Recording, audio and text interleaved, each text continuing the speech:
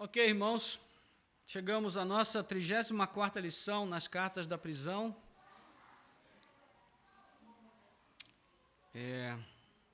E hoje vamos concluir o nosso estudo na carta aos Filipenses.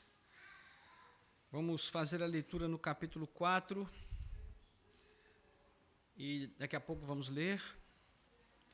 Mas gostaria de falar sobre certa vez em que Jesus disse aos seus discípulos: já não chamo vocês de servos, porque o servo não sabe o que o seu senhor faz. Mas tenho chamado vocês de amigos, porque tudo o que ouvi de meu Pai, eu lhes dei a conhecer. João 15, versículo 15. Sem levar em conta as implicações mais profundas dessa afirmação de Jesus, no texto propriamente dito, nós podemos extrair daqui uma lição muito grande a respeito da amizade. A lição é que o verdadeiro amigo é aquele que está pronto a repartir conosco o que tem de melhor a oferecer. O verdadeiro amigo é aquele que está pronto a repartir conosco o que tem de melhor a oferecer. Essa é uma lição que nós podemos extrair dessa afirmação de Jesus. Afinal, foi exatamente isso que Jesus fez àqueles 12 que o seguiam por toda parte. Ele deu a eles o melhor que tinha. Não havia nenhuma riqueza, nenhum bem, nenhuma grandeza neste mundo que ele poderia ter compartilhado com seus discípulos, além da revelação, primeiro, da palavra que havia sido revelada na lei e nos profetas, dando a eles o entendimento completo, pleno, do que significava esta revelação, e também dos propósitos do Pai ao enviar o seu Filho amado ao mundo. Então, foi isso que Jesus deu a conhecer a eles. Nada poderia ser mais precioso do que isso, não é?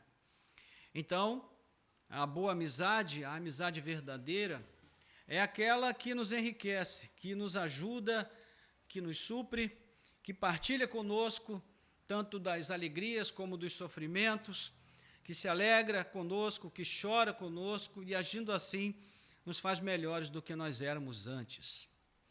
E é sobre isso que o nosso texto dessa manhã vai falar, sobre a amizade que enriquece. E nós vamos fazer a leitura, já tendo em mente essa primeira lição que a afirmação de Jesus traz para nós.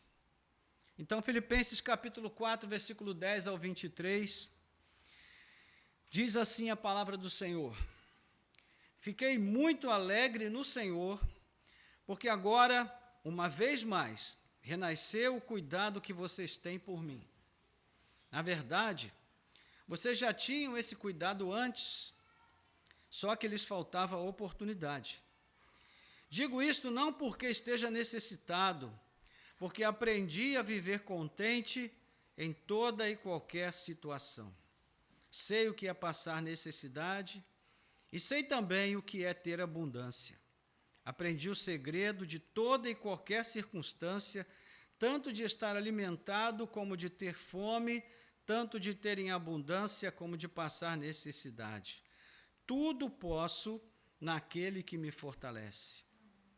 No entanto, vocês fizeram bem associando-se comigo nas aflições. E como vocês, filipenses, sabem muito bem, no início da pregação do Evangelho, quando parti da Macedônia, nenhuma igreja se associou comigo nessa questão de dar e receber, exceto vocês somente. Porque até quando eu estava em Tessalônica, por mais de uma vez, vocês mandaram o bastante para as minhas necessidades. Não que eu esteja pedindo ajuda, pois o que realmente me interessa é o fruto que aumente o crédito na conta de vocês. Recebi tudo e tenho até de sobra. Estou suprido desde que Epafrodito me entregou o que vocês me mandaram, que é uma oferta de aroma agradável, um sacrifício que Deus aceita e que lhe agrada. E o meu Deus, segundo a sua riqueza em glória, há de suprir em Cristo Jesus tudo aquilo de que vocês precisam. Ao nosso Deus e Pai seja glória para todos sempre. Amém. Saúdem cada um dos santos em Cristo Jesus. Os irmãos que estão comigo mandam saudações. Todos os santos mandam saudações, especialmente os da casa de César. A graça do Senhor Jesus Cristo esteja com o espírito de vocês. Amém. Oremos. Nosso Deus e Pai, graças te damos pela leitura da tua santa palavra. Ó Deus, a simples leitura da tua palavra já transmite para nós, ó Deus, muita graça, porque temos aberta a Escritura diante de nós, podemos ler com liberdade e entender o que ela diz. Ó Deus, isso é um privilégio maravilhoso, que tem sido privado a muitos dos nossos irmãos pelo mundo, que não têm uma Bíblia na sua língua, que não têm liberdade de culto. Então, nós queremos te agradecer por este grande privilégio que o Senhor nos tem dado, ao mesmo tempo que intercedemos também por esses irmãos, para que o Senhor possa abrir a eles a porta da liberdade, para que eles possam cultuar a Cristo livremente e ter a palavra do Senhor na sua língua, para que eles possam ler e entender. Pedimos a tua bênção e a tua direção nesta manhã sobre o nosso tempo de estudo. Abre os nossos olhos para que nós possamos compreender o que a tua palavra diz e sermos por ela edificados, fortalecidos, encorajados, exortados e consolados. Nós oramos assim, em nome de Jesus. Amém. Amém. Louvado seja Deus. Irmãos, desde o início da nossa jornada nesta carta, nós temos enfatizado que ela é uma carta de amizade exortativa. Nós falamos sobre como Paulo segue aqui um padrão de correspondência que havia sido instituído já no primeiro século, que são chamadas cartas de amizade. Mas o que temos visto à medida em que examinamos o texto é que Paulo, ele não escreveu apenas seguindo um modelo de correspondência, mas que, de fato, ele escreve aos filipenses como um verdadeiro amigo aos amigos verdadeiros. É o que temos visto, desde as primeiras linhas, onde ele dá mostras de todo o seu sentimento envolvido na escrita, ou até mesmo no ato de ditar essa carta para outro escrever, né? Então ele ora com ações de graças por tudo o que ele lembra dos filipenses, que é algo que remete à amizade que nos leva a agradecer a Deus, dá testemunho da participação deles na provisão, né, dos meios que Paulo precisava para que ele pudesse pregar o Evangelho, amizade que se mostra concretamente, né, em ações reais, vivas. Ele também expressa o seu desejo de que o Senhor os acrescente mais e mais, e até completar a sua obra, que é falando sobre a amizade que deseja o bem, né, ao outro. Então também Paulo manifesta o profundo afeto pelos irmãos, ele diz que os guarda no coração, ele fala das saudades que sente deles, essa amizade afetivamente engajada que nós conservamos com muitas pessoas. Não é? E no domingo passado nós mostramos como essa carta é carregada de sentimentos. Então, tudo isso revela a consciência que existe, não é? Quando o amor que é entregue, que é oferecido, também é correspondido, ou seja, amizade recíproca, né? Então, tudo isso pode ser observado na leitura dos versos 3 a 9 do capítulo 1. Na sequência, Paulo vai falar dos problemas e sofrimentos que ele tem enfrentado e do desejo e expectativa de ser solto para ir visitar os irmãos em Filipos, né? Fala dos problemas deles também, dos próprios filipenses, e os encoraja a permanecerem firmes no Evangelho, assim como ele tem permanecido firme, apesar das lutas e sofrimentos. Isso é o que um amigo faz, né? Ele procura expor, muitas vezes, as suas próprias fraquezas e mostra a maneira como Deus o tem encorajado e fortalecido, a fim de que o seu amigo seja também fortalecido para vencer em meio às suas fragilidades. Né? Nós vamos ver isso também no capítulo 1, no final do capítulo 1. Mas o amigo também exorta, ele enfatiza a necessidade de um amor fraternal vencer as diferenças e interesses pessoais na igreja. Então ele mostra um exemplo extraordinário de alguém que venceu tudo, justamente porque se fez fraco e pequeno para poder servir melhor aos seus irmãos. Paulo chama de Cristo Jesus. No capítulo 2, nós vemos isso de 5 a 11. Então, ele os encoraja a seguir este exemplo ao desenvolverem a sua salvação, tendo no coração os melhores sentimentos e as melhores motivações para servir a Deus e, sobretudo, a se alegrarem, mesmo diante das lutas, por causa da sua fidelidade a Cristo. Já no capítulo 2, até o verso 18, e ele mostra o exemplo de dois servos de Cristo, dois amigos profundamente identificados e comprometidos com a igreja de Filipos, Timóteo e Epafrodito, homens que também se despojaram para melhor servir, para serem úteis. E no caso desse último, ele foi a mão amiga dos filipenses que chegou até a prisão onde Paulo estava, que arriscou a vida por ele em nome daquela igreja. Nós vemos isso aí no capítulo 2, 19 a 30. Então, Paulo está falando sobre essas coisas, ele vem trazendo todos esses elementos que trazem uma ideia de uma amizade verdadeira, sincera e correspondida.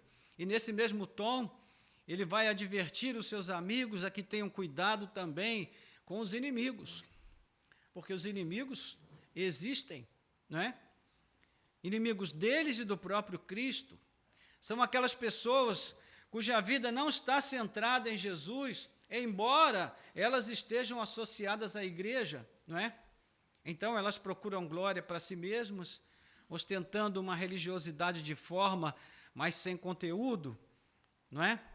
É aquela ideia que a gente conhece de carregar uma estrela de Davi no peito, ou colocar um quipá, um solidel, né, na cabeça, para mostrar identificação com a religião oficial do período de Cristo, ou até mesmo usar aquela linguagem voltada para sacrifícios do Antigo Testamento, ou esses valores que muitas igrejas gostam de reproduzir, de repetir, mas que o apóstolo Paulo mostra aqui que não tem nenhum valor diante do que Cristo fez por nós.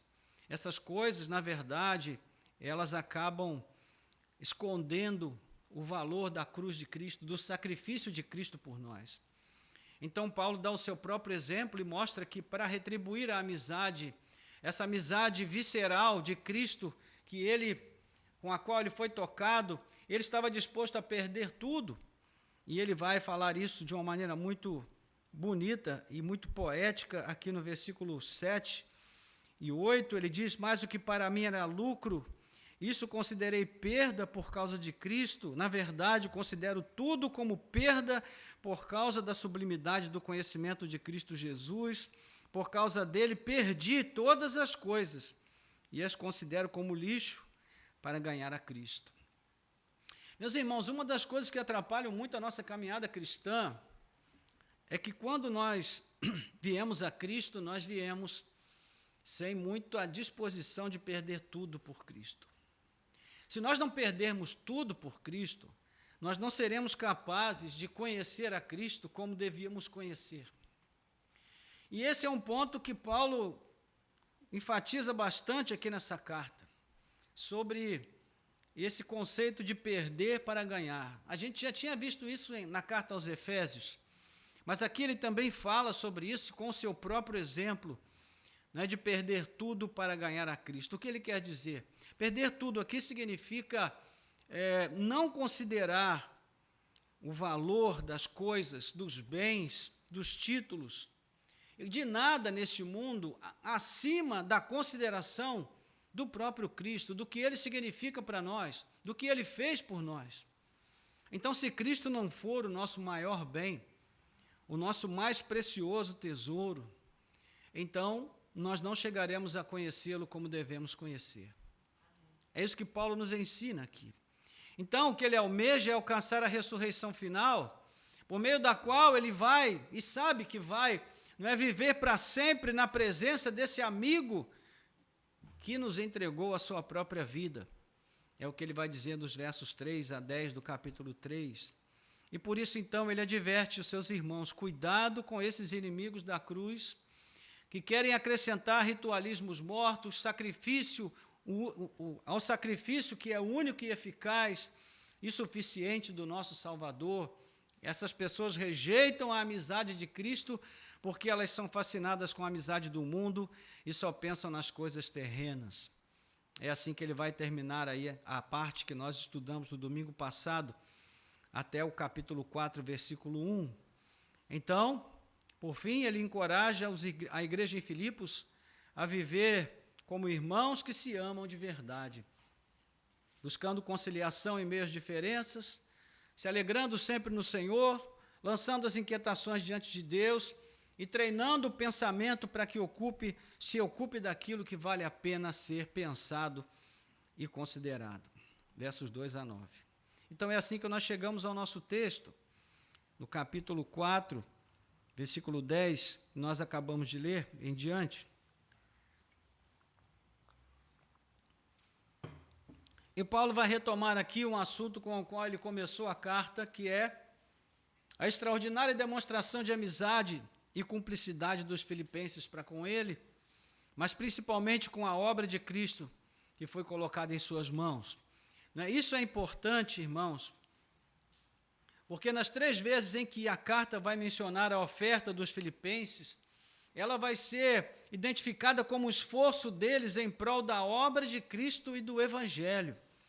Nós vemos isso no capítulo 1, versículos 3 a 5, no capítulo 2, versos 25 e 30, e agora também aqui, o que Paulo quer deixar claro é que a oferta, ou as ofertas, não se destinavam a priori à sua pessoa, ao próprio Paulo, mas a Cristo, a sua obra, a pregação do Evangelho, ainda que Paulo tenha sido suprido em suas necessidades pessoais como instrumento de Cristo na pregação do Evangelho.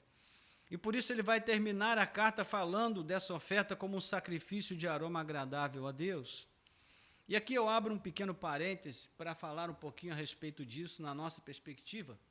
Esse, irmãos, é um ponto que parece já já não está tão claro para a igreja dos nossos dias. Por quê? De um lado, nós temos pessoas enriquecendo com recursos que deveriam ser aplicados à obra de Cristo. É pecado, é abominável aos olhos do Senhor. É revoltante também, não é? Quando a gente vê nas redes sociais pessoas postando foto, andando de Mercedes, isso deixa a gente bem aborrecido, né? Porque reflete uma série de anomalias que a igreja vive hoje. Mas, de outro lado, você tem pessoas se abstendo de ofertar generosamente, para igrejas sérias que precisam de recursos por causa dos escândalos provocados pelos maus obreiros.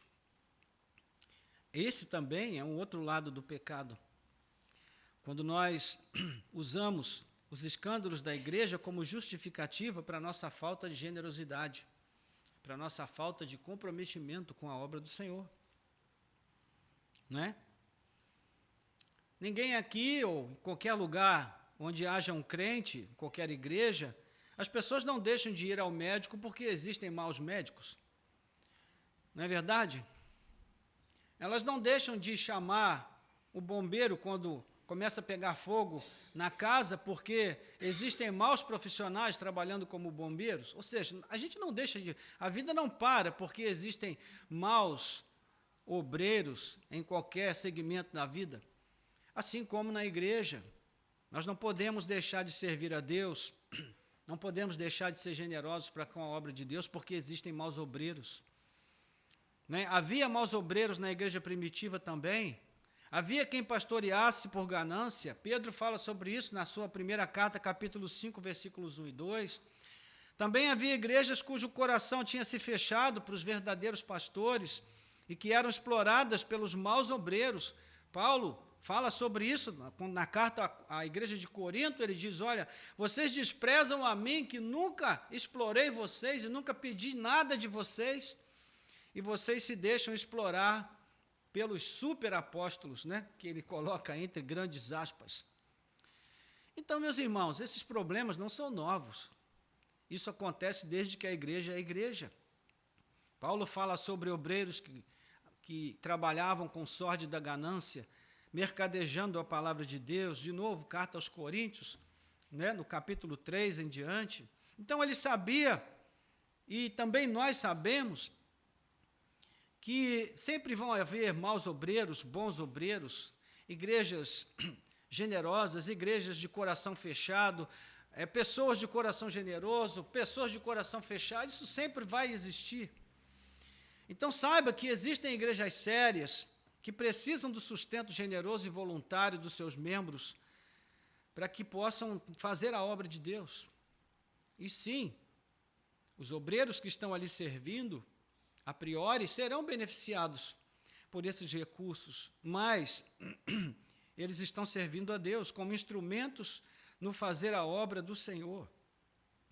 E Paulo, escrevendo a Timóteo, ele vai mais longe. Ele diz que digno de redobrado pagamento são aqueles que servem no ministério do ensino, que se esmeram por educar a igreja no caminho do Senhor. Meu Deus! Imagine se esse texto de Paulo começar a ser postado nas redes sociais todo dia, não é? O que isso vai trazer de crítica? Então, irmãos, o que eu quero dizer é que a Bíblia não tem vergonha de falar de dinheiro, de ofertas, de recursos, porque tudo pertence a Deus. Tudo pertence a Deus. Então, agora fechando parêntese, né? Vamos ver o que o texto diz. E Paulo vai classificar essa oferta dos filipenses de 3 maneiras. Primeiro, ele vai mostrar que essa oferta trouxe alívio às suas necessidades. Segundo, ele vai mostrar que essa oferta mostrou que eles estavam vivendo numa parceria com Paulo na pregação do Evangelho. E terceiro, que essa oferta veio como um sacrifício espiritual agradável a Deus. Então, versículos 10 a 13 do capítulo 4 que nós estamos lendo, Paulo começa falando sobre o fato de ter ficado muito alegre. Versículo 10, primeira parte. Fiquei muito alegre no Senhor. A primeira frase, ela traz a ideia de algo efusivo, exagerado, quase que radiante. Mas essa alegria radiante não tem a ver necessariamente com a oferta em si, mas com o cuidado dos filipenses. Né? Paulo se encheu de alegria porque eles tornaram a pensar nele com carinho, com afeto, com cuidado. Essa amizade se tornou mais uma vez explícita na atitude deles. O mesmo gesto de amor já havia sido manifestado antes, e nós vamos ver isso daqui a pouco. Mas entre aquele momento e este momento havia passado um bom tempo, alguns anos. Então é por isso que ele usa nesse ponto uma palavra que se refere à planta que tornou a florescer depois de um longo tempo, quando ele diz: agora, uma vez mais, renasceu o cuidado que vocês têm por mim. Uma tradução mais precisa ficaria assim: eu exultei de alegria no Senhor, porque depois de muito tempo vocês puderam renovar o cuidado que têm para comigo. A nossa tradução traz o verbo renascer, que tem quase o mesmo sentido, mas, ao leitor distraído, essas palavras poderiam transmitir um sentido de cobrança em tom irônico de Paulo, como se ele dissesse: poxa, até que enfim vocês se lembraram de mim, depois de tanto tempo. Então, para não passar essa ideia, Paulo se apressa em completar a sua fala com uma explicação do que ele quis dizer. Nós podemos dizer que, nessa sessão, ele vai dar um passo atrás 2 vezes, e essa é a primeira vez que ele faz isso. Então, primeiro, ele vai explicar o que ele quer dizer, versículos 10 a 13, né? Mais uma vez renasceu o cuidado que vocês têm por mim. Na verdade, vocês já tinham esse cuidado antes, só que lhes faltava a oportunidade. Digo isto não porque esteja necessitado, porque aprendi a viver contente em toda e qualquer situação. Sei o que é passar necessidade e sei também o que é ter em abundância. Aprendi o segredo de toda e qualquer circunstância, tanto de estar alimentado como de ter fome, tanto de ter em abundância como de passar necessidade. Tudo posso naquele que me fortalece. Então ele gasta aqui um tempo para esclarecer duas coisas. Primeiro, em nenhum momento ele duvidou da amizade dos filipenses por ele. Ele diz, na verdade, vocês já tinham esse cuidado antes, só que lhes faltava a oportunidade. Então, o longo período passado entre o envio daquela contribuição e o envio dessa contribuição, a qual ele se refere, não se deveu à falta de amor, e sim de oportunidade.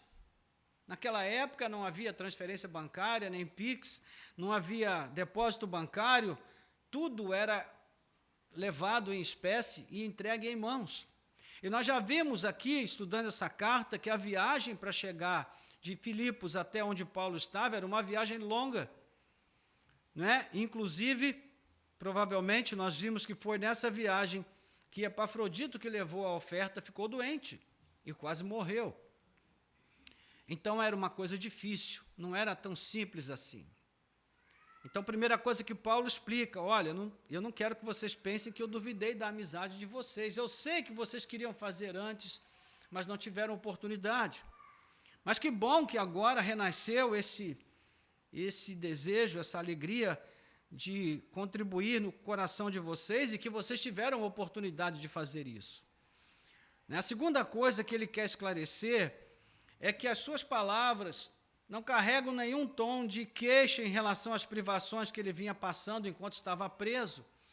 Ele explica, eu digo isso não porque esteja necessitado. Então, no domingo passado, nós enfatizamos essa questão do constante progresso do pensamento na fé. Paulo apresentou como uma série de palavras, de frases que nós consideramos aqui, como forma de enxergarmos como Paulo trabalha essa necessidade do pensamento na fé. A fé tem que pensar.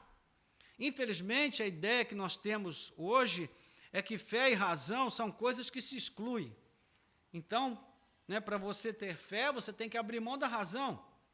E quando a gente, às vezes, quer questionar determinadas práticas, muita gente diz, você é muito racional. Que bom, não é, irmãos, que Deus nos deu a racionalidade, a capacidade de pensar. A nossa fé, ela pode ser explicada de uma forma racional. Pedro diz isso, que nós devemos estar prontos a dar razão da nossa fé àqueles que nos pedirem. Então, nós aprendemos que o pensamento é muito importante na fé. E Paulo aqui, ele vai revelar algo muito importante a respeito do pensamento na fé. Ele diz que aprendeu com Cristo o segredo de viver contente, independentemente das circunstâncias em que ele vive. Como isso é importante, meus irmãos. Como isso é importante. Há pessoas que vivem na igreja revoltadas, porque elas foram convencidas de que a vida cristã é um passeio no parque. E que uma vez que você está em Cristo, não vai te faltar nada, que você não vai passar necessidade, que o Senhor vai te dar tudo do bom e do melhor, porque você é um príncipe, uma princesa, você é um filho de Deus, você é isso, você é aquilo. Meus irmãos, a única coisa que Jesus disse para nós que não vai nos faltar é o pão de cada dia. Ele não falou da roupa de cada dia, não falou do carro de cada dia, não falou do smartphone de cada dia, não falou do cinema de cada dia, ele falou do pão. O pão é o que nós precisamos para viver, não é? E a roupa também, ele falou em determinado momento, quando ele fala em Mateus capítulo 25, ele diz, olhem para os lírios, nem Salomão se vestiu como eles, em toda a sua glória. Então o Pai de vocês dará a vocês o que comer, o que vestir? Sim, vai dar. Isso é o que a Bíblia promete que não vai nos faltar. E no contexto bíblico, meus irmãos, Paulo nos diz que, tendo que comer e com que nos vestir, nos entendamos como prósperos. Não é isso que ele diz? Estejamos o quê? Contentes. Agora, minha pergunta é, alguém fica contente nesse mundo que a gente vive, tendo só o que comer e o que vestir? Não. Porque o sistema nos convence que nós temos que ter um monte de outras tralhas e quinquilharias guardadas para que a gente fique feliz. Então, é muito importante o que Paulo aprendeu e que todos nós deveríamos aprender a viver contente, independente das circunstâncias que a vida traz para nós. A vida com Cristo, irmãos, é uma vida de permanente experiência de aprender. E quem não estiver disposto a aprender, não está pronto a entregar a sua vida a Cristo, porque todo dia o Senhor nos ensina uma coisa nova. A escola em que Paulo vem aprendendo foi descrita no capítulo 2, de 5 a 11. É o exemplo de Cristo. É a mesma escola na qual precisamos nos matricular diariamente, não é? E aqui ele não defende nem a escassez, nem a fartura. O que ele defende é o poder de ter alegria em Cristo sempre. Mas veja, essa alegria é uma alegria em Cristo. Não é uma alegria nas coisas. Não é uma alegria nas circunstâncias. Porque se nós nos alegrarmos nas coisas e nas circunstâncias, aí sim, hoje estaremos alegres e amanhã poderemos estar muito tristes. Viveremos nessa fé de gangorra, ora em cima, ora embaixo, ora tristes, ora contentes. Hoje bem, amanhã mal. Ou seja, sempre oscilantes nessa nossa relação com Deus, meus irmãos. Paulo não era masoquista, não gostava do sofrimento, mas ele também não era tolo de pensar que a vida cristã é uma vida fácil. Não é.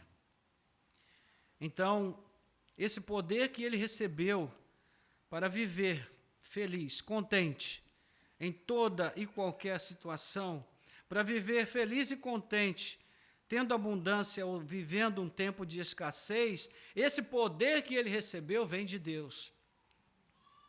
É isso que quer dizer o versículo 13, tudo posso naquele que me fortalece. Isso aqui, meus irmãos, não é frase de para-choque de caminhão. E não tem nada a ver com uma declaração de sucesso, quando eu digo, eu posso tudo, então ninguém me segura. Agora deixa comigo, joga para cima de mim, porque tudo eu posso. A Bíblia fala que eu tudo posso naquele que me fortalece. Meus irmãos,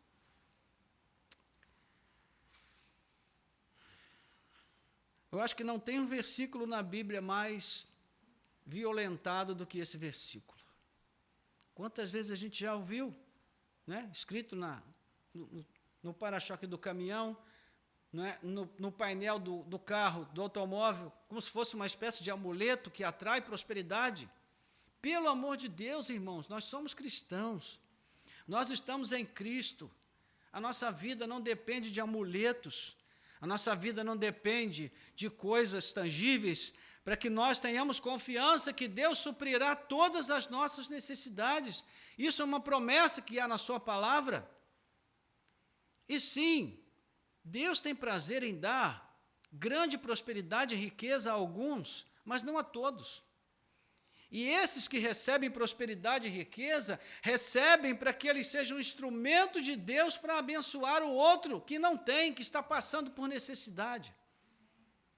É essa a realidade que nós estamos vendo aqui, uma igreja próspera, que está abençoando a vida de alguém que está passando por dificuldade, por luta.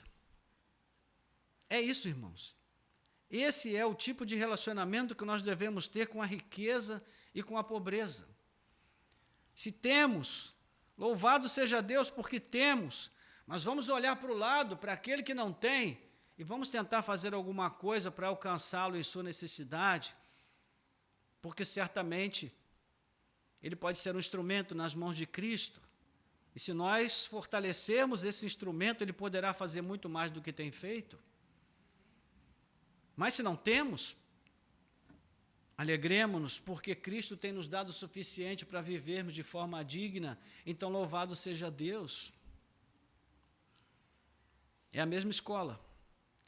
Só Deus pode nos dar força, irmãos, para nos alegrarmos, para termos esperança e contentamento, mesmo nos momentos de privação que nós passamos.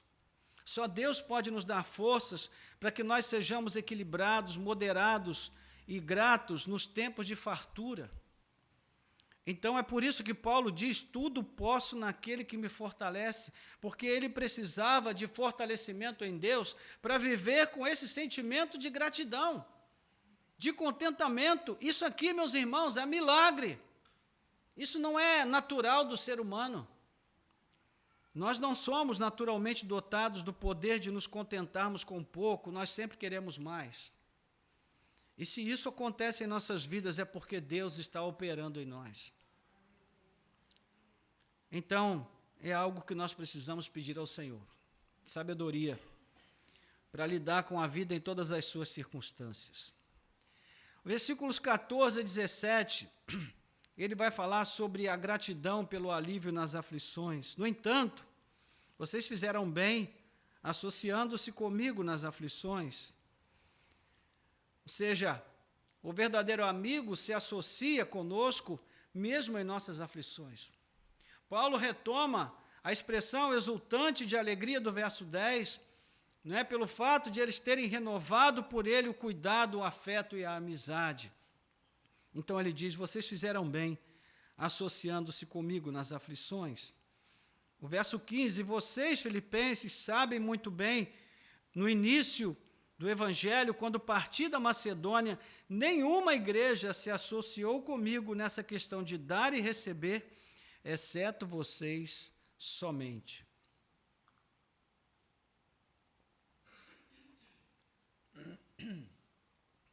Paulo usa aqui as categorias de prova de amizade que eram consideradas na cultura greco-romana, naquela época, de dar e receber, ou seja, reciprocidade. Essa era, já naquela cultura, uma prova de verdadeira amizade. Então, ele recorda aos filipenses que essa amizade é antiga. Não é? Quando ele deu a eles o que recebeu de Cristo, quando ele partiu da Macedônia, ele também recebeu deles o que Cristo os havia entregado. Então, isso é o quê? Isso é parceria, é comprometimento, é compartilhamento. Dar e receber. É bonito a gente falar sobre isso, né, irmãos? Quando chega no período do Natal, eu me lembro de uma loja que tinha lá na minha cidade, e na época do Natal eles soltavam uma vinheta da loja que tinha uma espécie de uma poesia muito bonita, né, o período do ano mais propício para dar e receber, né, e a gente que vivia numa condição bastante restrita lá em casa, a gente ficava só esperando a hora do receber, né, que no Natal quase nunca chegava. Então, desde cedo a gente aprende que essa questão de dar e receber é muito relativa, não é, irmãos? Mas ela, quando nós estamos em Cristo, é algo mais comum de se ver. Porque o cristão, a pessoa que está em Cristo, ela tem prazer de viver essa reciprocidade, esse dar e receber. Então, Paulo fala disso como verdadeira amizade, né? Não só no tocante à generosidade dos filipenses, mas também a maneira respeitosa como ele aprendeu a lidar com isso. O verso 16, ele diz, porque até quando eu estava em Tessalônica, por mais de uma vez, vocês mandaram o bastante para as minhas necessidades. Olha só. Então, a verdadeira amizade se expressa em generosidade. Mais uma vez, indica que os filipenses não fizeram conta de quantas vezes se devia ajudar um amigo em necessidade, em aflição. Né? Então, nos lembra da pergunta de Pedro a Jesus, né? Quantas vezes eu tenho que perdoar? Ele também poderia ter perguntado, quantas vezes eu tenho que ajudar? E é certo que Jesus teria dado a mesma resposta para ele, não 7 vezes, mas 70 vezes 7, ou seja, sempre Sempre que você tiver oportunidade, faça o bem. Sempre que você tiver oportunidade, ajude, estenda a mão, ofereça amizade, ofereça graça e amor. Então, eles estavam sempre abundantes ali, na disposição de ofertar, fizeram todas as vezes com amor e boa vontade, e Paulo não vai dizer isso de nenhuma outra igreja, irmãos. O que mostra que mesmo entre os santos de Deus, existe essa diferença na forma como a empatia se estabelece na relação com uns e não com outros. Isso é normal.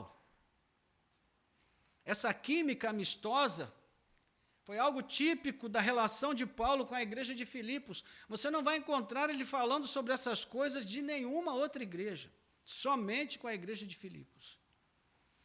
Então é natural que na igreja, na relação com os irmãos, é natural que a gente tenha mais empatia com uns do que com outros.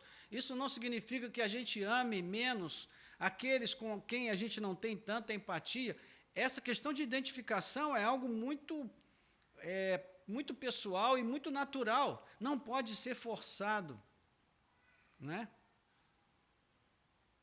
É claro que tem pessoas que a gente tem que se esforçar um pouco mais para amar, a gente sabe disso, né? Mas a química da identificação, dessa amizade, dessa reciprocidade, é algo muito particular, que acontece entre algumas pessoas, mas não entre todas. E não entre as mesmas pessoas com as mesmas pessoas. Isso é muito variado, porque Deus faz isso dentro da multiforme graça que Ele opera na igreja, para que nós possamos nos amar mutuamente e sermos amigos uns dos outros, nos mais variados tipos de pessoas, de temperamentos que existem dentro da igreja. O verso 17, ele fala de algo muito interessante, ele diz, não que eu esteja pedindo ajuda, pois o que realmente me interessa é o fruto que aumente o crédito na conta de vocês. Esse versículo precisa ser explicado mesmo. Agora ele dá o segundo passo atrás, porque de novo explica que ele não quer dizer que está pedindo mais dinheiro. Na verdade, ele explica o que não quer dizer, ele diz, olha, eu não estou pedindo mais. E parece exagerado dar mais esse passo atrás, pode parecer, né? Mas, melhor do que nós, Paulo sabia que comunicação não é o que eu digo, é o que o outro entende. Então, não custa explicar. E ele está explicando. Qual é a sua intenção? A sua intenção, ele diz, é que o fruto de vocês aumente o crédito de vocês na conta de vocês. O que isso quer dizer, irmãos?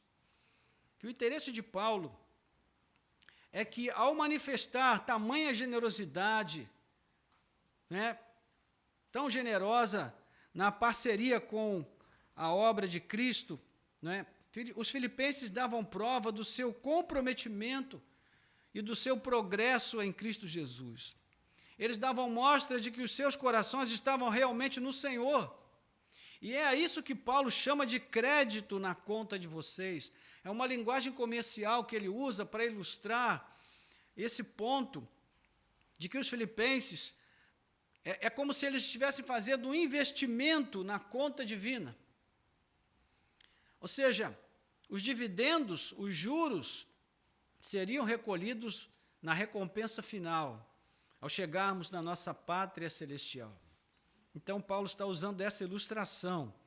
Não quer dizer que lá no céu a gente tem uma conta no banco de Deus e toda boa ação que a gente faz vai rendendo juros e quando chegar lá nós ficaremos ricos. Não é isso que Paulo está dizendo. É só uma ilustração que ele está usando para mostrar qual é o seu propósito. Seu propósito é ressaltar justamente o fato de que os filipenses, eles realmente estão com seu coração convertido em Cristo Jesus. Eles têm um relacionamento com Cristo realmente porque as suas atitudes dão prova disso. Ok? Versos 18 a 19, já partindo para a conclusão, ele diz, recebi tudo e tenho até de sobra. Estou suprido desde que Epafrodito me entregou o que vocês me mandaram, que é uma oferta de aroma agradável e um sacrifício que Deus aceita e que lhe agrada. Então, verso 18, primeira e segunda parte, Paulo finalmente manifesta de forma bem direta a sua gratidão através do testemunho, né? Ele diz que ao que os filipenses deram a ele, o que os filipenses enviaram a ele, ele recebeu. E a generosidade deles fez com que ele tivesse até de sobra. Não é? A oferta enviada por meio de Epafrodito, e você, depois que não esteve presente nessa lição, pode conferir no capítulo 2, 25 a 30, essa oferta trouxe grande alívio, trouxe paz e profunda gratidão ao coração de Paulo. E por isso, a gente precisa também, irmãos, lembrar que a prisão não é uma coisa, não era naquela época como é hoje. Hoje, por mais que nós tenhamos prisões superlotadas e presos vivendo em condições desumanas em muitas delas, né, ainda assim, dentro da lei, pelo menos, o preso tem direito a refeições, a direitos dentro ele tem direito a benefícios dentro da prisão, né, mesmo estando naquela condição de confinamento. Naquela época não era assim. O preso era responsável pela sua própria manutenção. E, além disso, Paulo estava com a questão da sua defesa, né, tentando encontrar meios de que ele fosse solto da prisão, porque ele estava sendo acusado injustamente, e ele também tinha que pagar por isso. Então, essa oferta era uma oferta que trazia paz ao seu coração, nesse sentido, porque ele tinha recursos para se manter ali e também para poder custear a sua própria defesa, né? O versículo 18, na terceira parte, quando ele fala sobre sacrifício aceitável e agradável a Deus, nós sabemos que ele está fazendo menção ao holocausto, uma oferta de aroma agradável ao Senhor, lá do Antigo Testamento, né, para que ele fosse, para que essa oferta fosse aceita perante Deus e o agradasse, ela deveria ser feita de uma forma certa, com o animal certo, no lugar certo. Tudo tinha que ser feito de maneira específica para que Deus aceitasse. E esse é o sentido aqui. Paulo mostra que a forma generosa, amorosa, prova de verdadeira amizade, né, certamente havia agradado a Deus, como aquelas ofertas levadas ao tabernáculo, no templo ou em qualquer outro lugar no passado. E chegamos ao verso 19, que vai dizer: e o meu Deus, segundo a sua riqueza em glória, há de suprir em Cristo Jesus tudo aquilo de que vocês precisam. Ao nosso Deus e Pai, seja a glória para todos sempre. Amém. Outro versículo tirado do contexto, né? A gente chega aqui, quer dar uma palavra de ânimo para o irmão, aí a gente pega a Bíblia e fala para ele: espera aí, vou ler uma passagem. Então, vou lá. Filipenses capítulo 4, versículo 19. Segura essa daí. E o meu Deus, segundo a sua riqueza em glória, há de suprir em Cristo Jesus tudo aquilo que você precisa. Guarde essa palavra. Ou seja, podemos tirar essa palavra do contexto? Ela fará sentido? Não fará. Paulo está falando isso daqui para pessoas que abriram seus corações para ofertar generosamente para a obra de Deus num contexto específico, irmãos. Eu sei que é difícil a gente ouvir essas coisas, né? Porque a gente já se acostumou tanto com a caixinha de promessa, que parece que para nós a Bíblia é dividida em versículos. Ou seja, o sentido da Bíblia é explicado em versículos. Embora haja divisão de versículos e capítulos, o texto original não era assim. Ele era um texto corrido. Então, o sentido da passagem só pode ser encontrado se você ler toda a passagem, e não apenas uma pequena parte, tirada do contexto e colada na parede, ou seja, onde for. Então, mais uma vez, um texto que a gente precisa entender dentro do contexto. Paulo segue aqui a dinâmica de dar e receber, como a ilustração do sacrifício recebido. Né? Paulo termina com a afirmação de que Deus haveria de responder aos filipenses. Assim como eles deram, eles também haveriam de receber. Tal como o Senhor respondia os sacrifícios agradáveis, manifestando a sua presença lá no passado, Ele também se manifestaria, Ele suprindo as suas necessidades em Cristo Jesus, por meio de Cristo. Então, sim, se você é uma pessoa que vive a sua vida com Deus, no contexto da igreja, contribuindo para a obra de Deus, uma pessoa que se esforça para fazer o seu melhor no sentido de providenciar os meios para que a igreja siga adiante, não é? É certo que essa promessa se aplica a você também, mas não se aplica a qualquer pessoa. Eu não posso chegar ali na rua, botar um alto-falante no carro e sair dizendo: meu Deus, segundo a sua riqueza em glória, há de suprir todas as suas necessidades, recebe aí, varão, aleluia. Não posso fazer isso, irmãos. Isso não é pregar o evangelho. Isso é fazer falsas promessas. Então, cada passagem no seu texto, no seu contexto, e aí nós vamos entender de fato o que a Bíblia está dizendo para nós. Por fim, Paulo termina com uma breve doxologia, versículo 20. A nosso Deus e Pai, seja a glória para todo sempre. Amém. Seja no ministério de Paulo, seja na pregação do Evangelho aos filipenses, na oferta deles, em sua generosidade, seja em qualquer ato ou palavra que expresse a bondade, o bem, o que é bom, toda a glória pertence somente a Deus. Somente a Deus. É isso que Paulo quer dizer aqui. Ele quer dizer, olha, seja eu, sejam vocês, seja o trabalho que fiz, o trabalho que vocês fazem, o trabalho que nós estamos fazendo juntos nessa parceria, toda a glória pertence somente ao Senhor e não a nós. Esse é o sentido aqui dessa saudação, dessa doxologia, dentro do contexto do que nós temos visto. E Paulo termina com as saudações. Versículo 21, saúdem cada um dos santos em Cristo Jesus. Os irmãos que estão comigo mandam saudações, todos os santos mandam saudações, especialmente os da casa de César. A primeira coisa que eu quero destacar aqui brevemente é o fato de Paulo mandar que cada um dos santos, que os santos se saúdem entre si. Paulo está falando de quem, irmãos? São Benedito, São Judas Tadeu, São Pedro, São João. Ele está falando de quem? Está falando de nós. Nós somos santos. Isso aqui é uma coisa que deixa os católicos romanos muito revoltados quando a gente fala isso. Porque para eles, santo é só aquele que passa por todo aquele processo do magistério católico, né, de análise de milagres, e depois que tudo é comprovado, então ele é beatificado, depois canonizado, e então se torna santo. E quando nós dizemos que nós somos santos em Cristo Jesus, isso não soa bem aos católicos. Mas eu entendo a indignação deles, porque eles aprenderam assim, foram ensinados dessa forma, né, desde crianças. E é realmente difícil para nós pensarmos em nós mesmos como santos. Não é você se conhecendo como se conhece.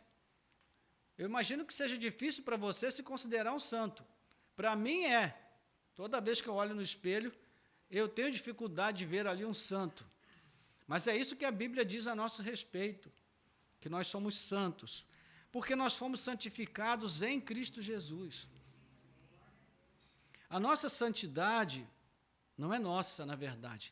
Ela é uma santidade que nos foi imputada em Cristo, nos foi atribuída em Cristo, assim como a nossa justificação. Nós somos justos porque em Cristo fomos justificados. E tudo que nós temos em Cristo, tudo que nós temos como cristãos, vem de Cristo, irmãos. Então, Paulo está dizendo, saúdem cada um dos santos em Cristo Jesus. Esse deve ser um hábito que nós precisamos que nós devemos sempre cultivar, né? O hábito de nos saudarmos uns aos outros. E nós sabemos que essa saudação é uma saudação com a paz de Cristo, como o próprio Cristo nos ensinou no envio lá dos discípulos, né? Ele fala sobre essa questão da saudação e mostrando que a paz de Cristo é o elemento que nos une diante dele como irmãos.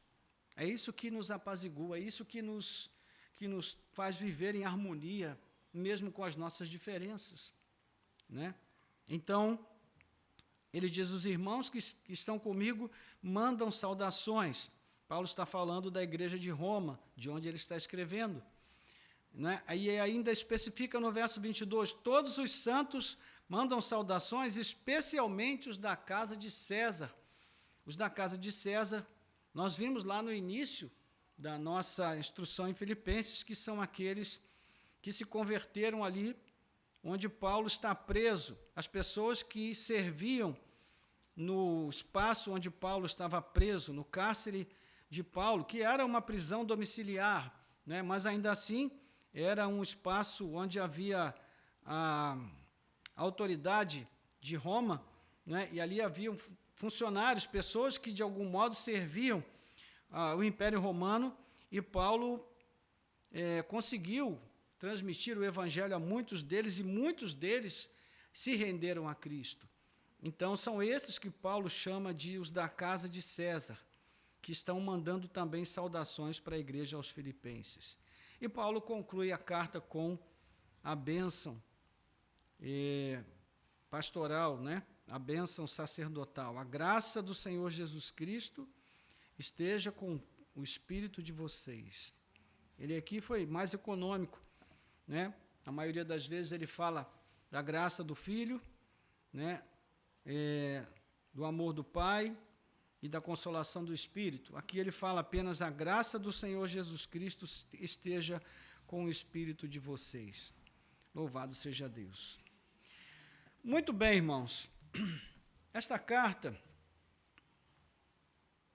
ela é uma carta tão cheia de amizade, de afeto, tão embebida nessa mistura de dar e receber, que os problemas apontados aqui parecem pequenos, ficam pequenos, né?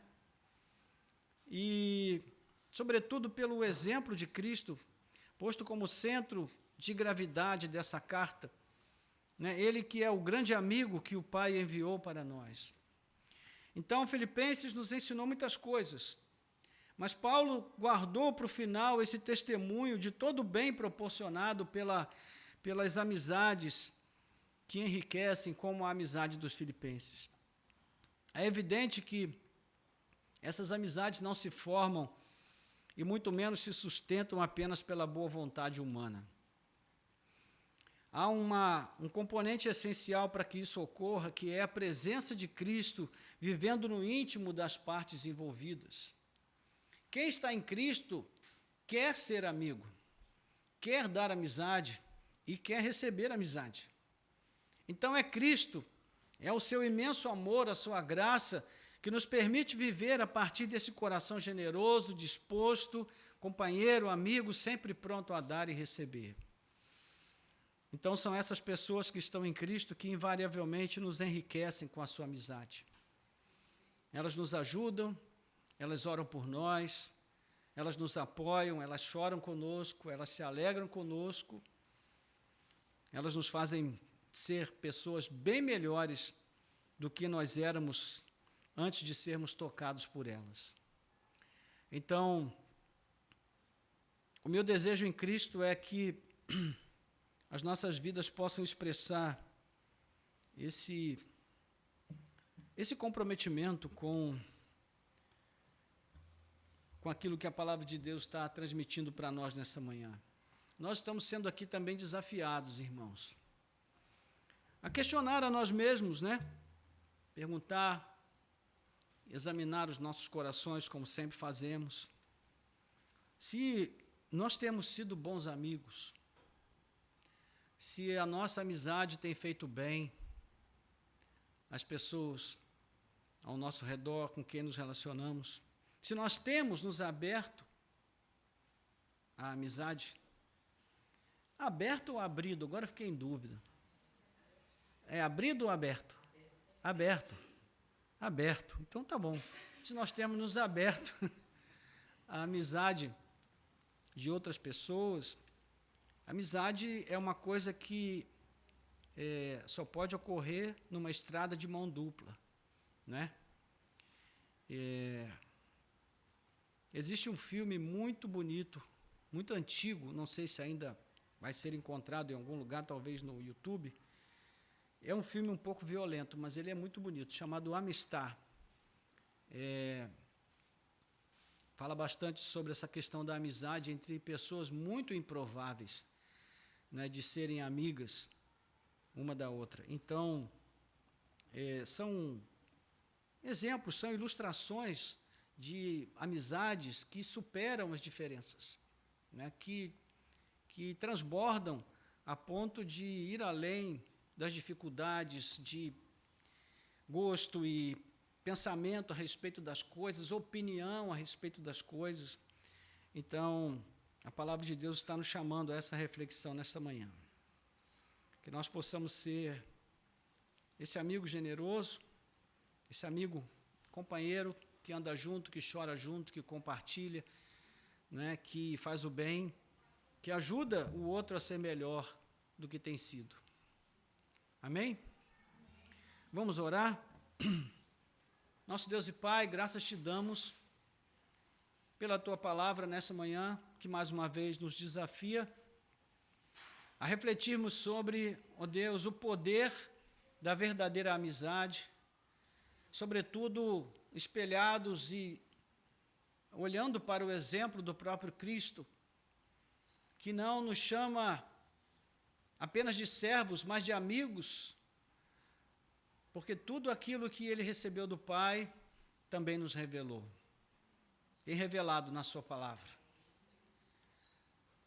Porque amigos falam dos seus segredos, dão aquilo que tem de melhor para oferecer, dão a sua contribuição para oferecer ao outro a oportunidade de crescer, de aprender, de melhorar, de progredir, de se tornar uma pessoa melhor. Que o Senhor possa operar em nossos corações nesta manhã, ó Deus, sob o poder da Tua palavra sobre nós, aquilo que precisamos para que nós possamos compreender o que a Tua palavra tem nos dito e também pôr em prática aquilo que ela tem nos chamado, ó Deus, a considerar nesta manhã.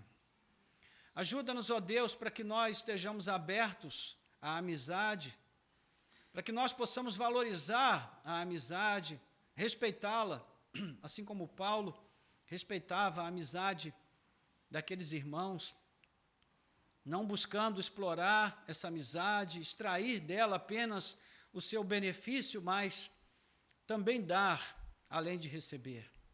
O Senhor nos ajude a ter esse coração generoso, esse coração disposto, ó Deus, amigo, afetuoso, que tem um comprometimento numa amizade, ó Deus, que sente, uma amizade que não é superficial, mas que se aprofunda no relacionamento, com o desejo de fazer o bem ao outro, com o desejo de contribuir, com o desejo de levantar, de fortalecer, de encorajar, de consolar. Ó Deus, quem sabe apenas se sentando ali ao lado e ficando perto, nos momentos em que as palavras não são suficientes para transmitir conforto, para transmitir encorajamento e graça. Então, que o Senhor nos ajude, ó Deus, a fim de que nós possamos ser sensíveis a ponto de recebermos a Tua palavra, que ela se transforme em vida e atitude nas nossas próprias vidas. Nós oramos e Te entregamos nas Tuas mãos todas as nossas dificuldades nesse sentido. Que aqueles que são retraídos, aqueles que são, ó Deus, que têm mais dificuldade de se abrir para amizades, que o Senhor possa operar nesses corações, um coração mais aberto, mais pronto, mais disposto, que o Senhor tire, Senhor, toda a timidez, todo bloqueio, todo medo, ó Deus, de se expor, de se entregar, que o Senhor possa agir nesse coração, também na vida dos irmãos que são dispostos, além da medida nesse sentido, e muitas vezes são explorados, são enganados, sofrem prejuízo, que o Senhor também os conforte, e que o Senhor não deixa que eles endureçam seus corações, mas que esses corações permaneçam generosos, abertos, dispostos a contribuir, a ajudar, a fortalecer. Enfim, ó Deus, que o Senhor trabalhe em cada coração de acordo com cada necessidade específica nesse sentido. Nós te pedimos e entregamos nas tuas mãos tudo isso, Pai, com gratidão pelo grande amigo que o Senhor nos deu, nosso Senhor Jesus Cristo.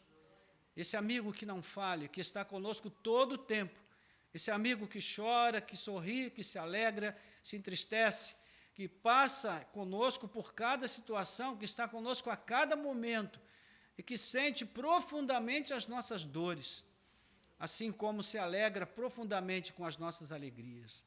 O Senhor nos abençoe nesta manhã com a Tua palavra e receba a nossa gratidão por ela. Nós oramos em nome de Jesus. Amém.